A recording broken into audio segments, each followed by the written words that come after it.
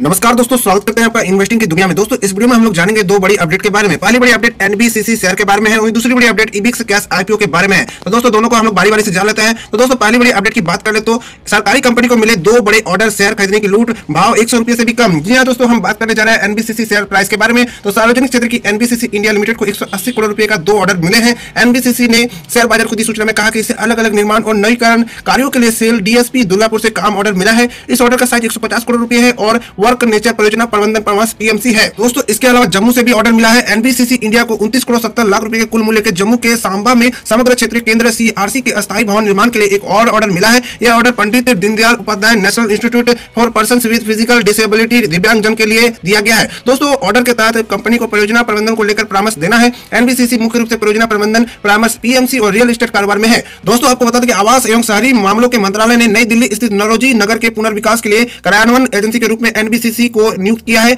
NBCC free hold आधार पर वाणिज्यिक स्थान पर विपणन करने के लिए अधिकृत है। एनबीसीसी मुख्य रूप से पीएमजी और रियल एस्टेट कारोबार में है। दोस्तों शेयर का हाल बता दें तो दोस्तों एनबीसीसी के शेयरों का कीमत 100 रुपए से भी कम है। इस शेयर की कीमत 82 रुपए 90 पैसे है। तो दूसरी बड़ी अपडेट की बात करें तो आईपीओ से पहले इस कंपनी के पेरेंट फर्म पर बड़ा संकट खुद को बताया दिवालिया। जी दोस्तों, दिग्गज कारोबारी रॉबिन रैना के नेतृत्व वाले फिनटेक फर्म एबिक्स इंक का संकट बढ़ गया है। इस कंपनी ने लोन डिफॉल्ट करने के बाद अमेरिका के नॉर्थ टेक्सास की एक अदालत में दिवालियापन के लिए याचिका दायर की है। यह खबर ऐसे समय में आई है जब एबिक्स इंक की भारतीय कंपनी एबिक्स कैश ने आईपीओ के लिए सेबी के पास आवेदन किया है। बिजनेस टुडे की रिपोर्ट के मुताबिक अमेरिका में एबिक्स इंक के दिवालियापन के लिए आवेदन का असर भारतीय इकाई पर पड़ सकता है। हालांकि कंपनी की ओर से असर को लेकर आधिकारिक तौर पर कुछ भी नहीं कहा गया है। तो दोस्तों क्या है दोनों कंपनियों का कनेक्शन, इसे भी हम लोग जान लेते हैं। तो एबिक्स इंक की बात करें तो यह अमेरिका स्थित नैस्डैक स्टॉक एक्सचेंज में सूचीबद्ध एक होल्डिंग कंपनी है। इसका कोई प्रमोटर या पर्याप्त इक्विटी वाला नियंत्रण रखने वाला व्यक्ति नहीं है। इसके प्रमुख शेयरधारकों में रॉबिन रैना, ब्लैक रॉक और वैनगार्ड ग्रुप शामिल है। दोस्तों इसमें रॉबिन रैना कंपनी के चेयरमैन और सीईओ का पद संभाल रहे हैं। दोस्तों भारतीय कंपनी पर कैसे पड़ेगा इसका असर, तो दोस्तों वही भारतीय इकाई यानी कि एबिक्स कैश एबिक्स इंक की एक स्टेप डाउन सहायक कंपनी है।